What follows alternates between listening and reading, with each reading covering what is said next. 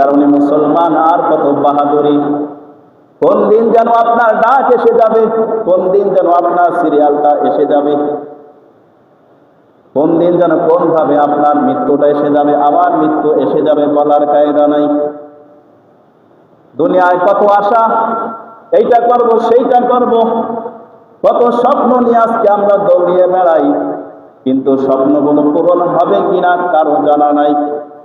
দুনিয়ার ভিতরে আমরা সকলেই দৌড়াইতেছি অনির্দিষ্ট ঠিকানায়, সকলেই এক একটা আশা নিয়ে আমরা দৌড়াদৌড়ি করি, কিন্তু এই আশা পূরণ হবে কি হবে না এই নিশ্চয়তার কারণেই কেউ দিতে পারবে না। এই কারণে মুসলমান দুনিয়ায় যত ছলচাতুরি, যতই ধোঁকাবাজি, যতই বাটপারি সেটারই চালাকি করেন না কেন, এই দুনিয়া থেকে আপনার যেতেই হবে। কোনো ছলচাতুরি, কোনো সিটারি বাটপারি কোনো লাভ নাই দুনিয়া থেকে। লা ইলাহা ইল্লাল্লাহ, লা ইলাহা ইল্লাল্লাহ, লা ইলাহা ইল্লাল্লাহ, জোরে লা ইলাহা ইল্লাল্লাহ, লা ইলাহা ইল্লাল্লাহ, মুহাম্মাদুর রাসূলুল্লাহ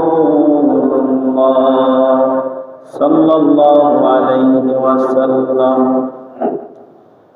অগণিত অসংখ্য শুকরিয়া প্রশংসা ওই মহান রব্বুল আলামিনের দরবারে, যে মহান রব্বুল আলামিন আমাদেরকে আদর করে ভালোবেসে রমজানের পরবর্তী প্রথম জুমায় সুস্থ শরীরে আগের ভাগেই দুনিয়ার ভিতরে সব থেকে আল্লাহ তাআলার নিকট পছন্দের স্থান মসজিদে আসার বসার, দিনে কিছু কথা বলা এবং শোনার তৌফিক নসিব করলেন।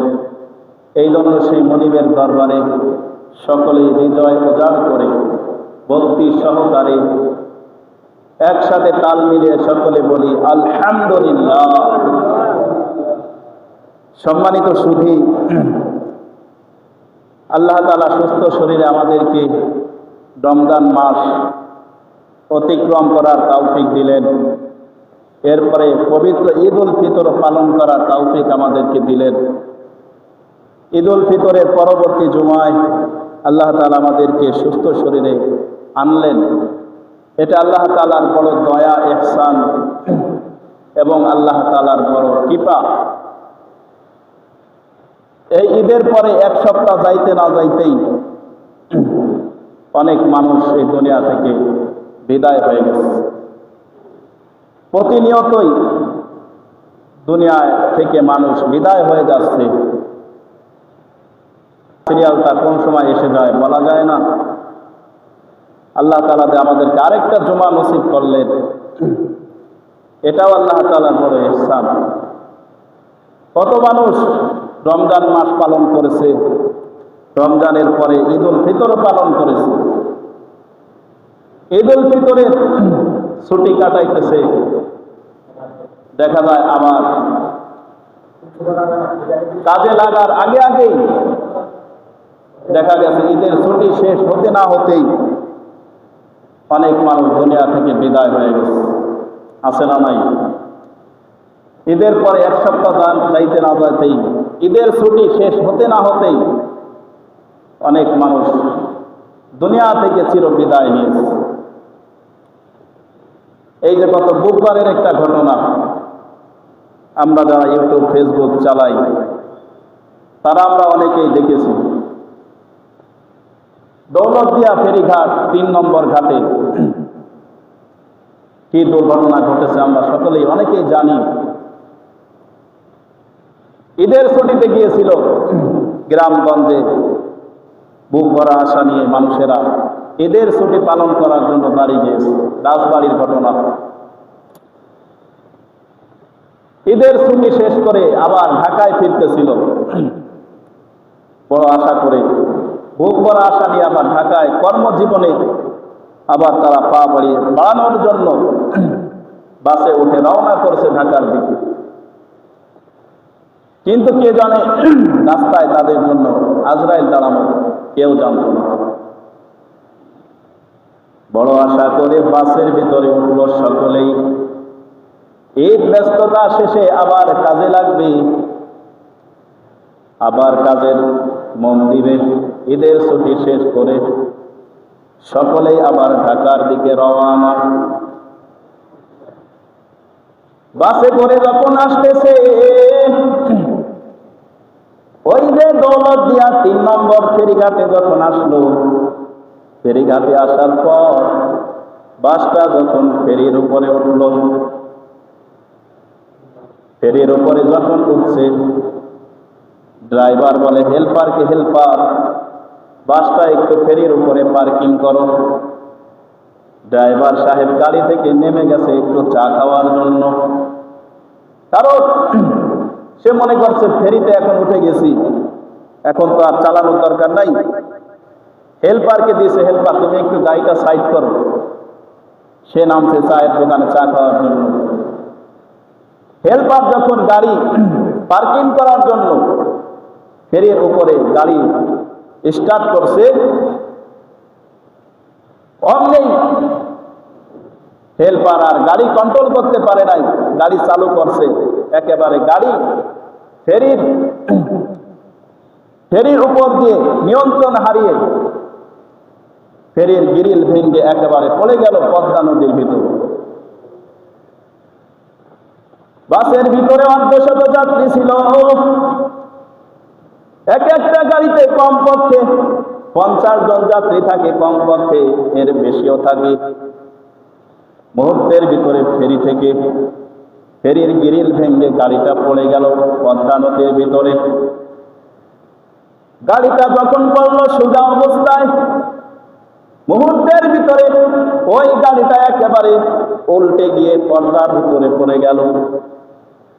মানুষেরা যারা পারছে, যার যার মধ্যে ৭ থেকে ৮ জন মানুষ বাইর হইতে পারছে, কিন্তু আর সব মানুষগুলো জীবন নিয়ে আর দুনিয়ায় ফিরতে পারে নাই। ওই পদ্মা নদীর ভিতরে তাদের জীবনের সমাধি ঘটে গেছে। এমন একটা ঘটনা ঘটেছে, মা সন্তান একসাথে যাইতেছিল, যখন এমন একটা অবস্থা হয়েছে, মা সন্তানটাকে জানালা দিয়ে বের করে দিয়েছে। সন্তানটা জীবিত ফেরত আসছে, সন্তানটা বেঁচে গেছে, কিন্তু মা আর ফিরে আসে নাই। সন্তানটা যখন ফিরে উপরে চলে আসছে, সাংবাদিকরা সন্তানকে জিজ্ঞাসা করে, ওর ছেলে, ওর সন্তান কেমনে বাঁচলা? সন্তানটা বলে, আমার মা যখন গাড়িটা উল্টে গেল, নদীর ভিতরে পড়ে গেল, আমার মা আমাকে জানালা দিয়ে বের করে দিয়েছে, কিন্তু আমার মা কই? এখন তো আমার মাকে আমি দেখি না। এই সন্তানটা মায়ের জন্য কান্নাকাটি আরম্ভ করছে। মায়ের মায়া সন্তানের প্রতি কিরকম?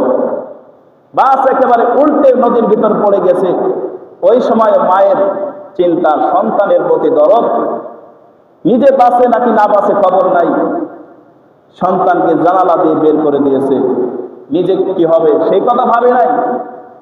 ওই সময় তো হয়তো সন্তানের কথা চিন্তা না করে নিজে প্রাণ নিয়ে বাঁচার চেষ্টা করলে হয়তো মা বাঁচতে পারত, সন্তান আর বাঁচত না। কিন্তু মা এখানে নিজের জীবনের চিন্তা করে নাই, জীবনের মায়া করে নাই, সন্তানকে জানালা দিয়ে বের করে দিয়েছে। মায়ের দরদ সন্তানের প্রতি কত! হৃদয় বিদারক দৃশ্যরে মুসলমান সহ্য করার কায়দা নাই, এমন কোন মানুষ নাই এই দৌলতদিয়া ফেরিঘাটের ঘটনাটা দেখছে আর চোখের পানি পড়ে নাই। কোন পাষাণ হৃদয় যদি হয়, তার চোখ দিয়া পানি বের হবে না। কিন্তু যাদের অন্তরটা বড় ভালো, নরম দিলের মানুষ, এমন কোন মানুষ নাই এই হৃদয় বিদারক দৃশ্য দেখে চোখ থেকে পানি ঝরে নাই। এরকম একটা ঘটনা ঘটে গেল, তারা কোনোদিন কল্পনা করে নাই। তারা মনে করছে ঈদ পালন করছি বড় আশা নিয়ে, আবার কর্মজীবনে তারা যাইতেছিল, ঢাকায় আসতেছিল, কিন্তু এটাই যে এই পর্যন্ত তাদের জীবন যে ছিল, তারা তাদের হায়াতের বাতি এখানেই নিভে যাবে, তারা কোনোদিন কল্পনাও করে। এই কারণে মুসলমান আর কত বাহাদুরি, কোন দিন যেন আপনার ডাক এসে যাবে, কোন দিন যেন আপনার সিরিয়ালটা এসে যাবে, কোন দিন যেন কোন ভাবে আপনার মৃত্যুটা এসে যাবে, আমার মৃত্যু এসে যাবে বলার কায়দা নাই। দুনিয়ায় কত আশা, এইটা করব সেইটা করব, কত স্বপ্ন নিয়ে আজকে আমরা দৌড়িয়ে বেড়াই, কিন্তু স্বপ্নগুলো পূরণ হবে কিনা কারো জানা নাই। দুনিয়ার ভিতরে আমরা সকলেই দৌড়াইতেছি অনির্দিষ্ট ঠিকানায়, সকলেই এক একটা আশা নিয়ে আমরা দৌড়াদৌড়ি করি, কিন্তু এই আশা পূরণ হবে কি হবে না এই নিশ্চয়তার কারণেই কেউ দিতে পারবে না। এই কারণে মুসলমান দুনিয়ায় যত ছলচাতুরি, যতই ধোঁকাবাজি, যতই বাটপারি সেটারই চালাকি করেন না কেন, এই দুনিয়া থেকে আপনার যেতেই হবে। কোনো ছলচাতুরি, কোনো সিটারি বাটপারি কোনো লাভ নাই, দুনিয়া থেকে আপনার